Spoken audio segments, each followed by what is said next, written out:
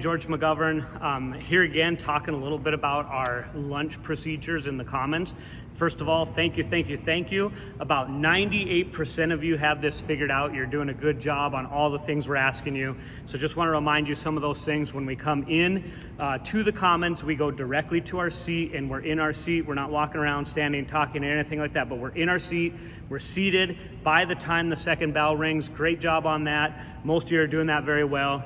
Other thing that we're really working hard on that I see us getting better at and doing pretty decent, we got some improvement, is our universal refocus signal, which is when the teacher puts their hand up or the supervisor puts their hand up and asks for your attention. We would go silent. We would do that quite quickly. We would put our hand up because that lets our friends know that the attention signal has been called for, and we would look at the speaker and we would remain silent until they're done speaking. Like I said, we're improving on that. We're doing pretty good on that. We got a little room to grow on there. And then probably the area we have the most to grow on is I just want to remind you throughout the lunch period, we stay seated. So you may say, I need to throw something away. I need to go get a drink.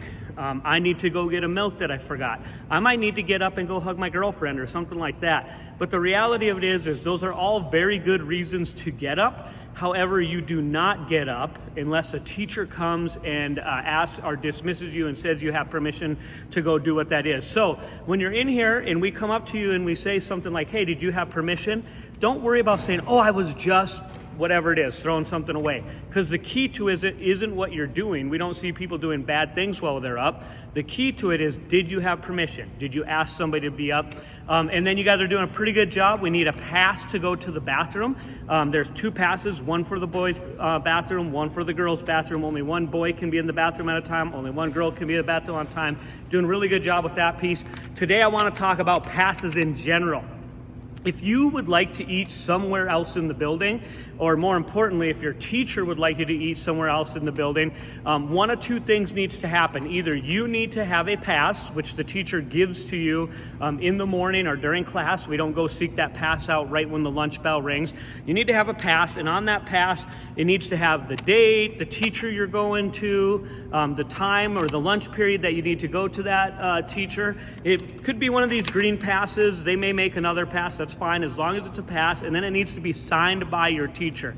However, if you bring us a pass, you don't just come give us a pass and go to the classroom. You come in, you sit down, and then there will be a time right at the beginning where whoever's supervising lunch will say, those of you that have a pass can be dismissed at that time. That time you'd bring your pass, you'd give it to the supervisor. You're gonna sign out on a clipboard so we know where you're going and we know where you're at with that, and then you would go to the place. Another thing you need to know, it doesn't matter if your pass is made of pure gold. If you come to lunch and you're not in your seat by the time that second bell rings, you're not going where you're supposed to go on that pass unless the teacher comes and gets you. Now this part is very, very important. Some of you, when that lunch bell rings and it's time to go lunch, you start running all over the school trying to find somebody that'll have lunch with you. That practice we don't do anymore. If you want to have lunch with a teacher, you need to talk to them at the beginning of the day.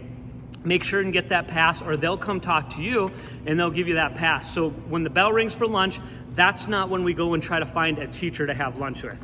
We love it when you hang out with the teachers, when you have lunch with them. We just need you to think ahead of time a little bit, have that planned out, and have a pass before you come to lunch. So thanks for the good work that you guys are doing here.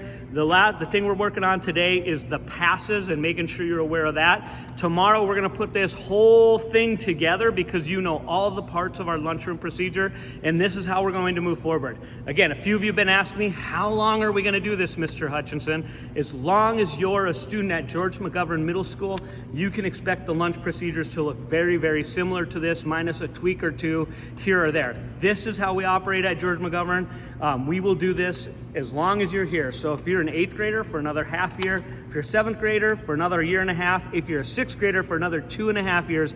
This is what lunch is gonna look like. So we just wanna make sure you're able to do it. It's successful. We love what we're seeing in the Commons, you guys visiting with each other and having fun instead of running around, calling each other names and doing all that other stuff. Thank you for your hard work, and we know this is going to be a good thing for our school and a good thing for you. Remember, if you wanna go somewhere else, pass, and pass before you get here. Thanks.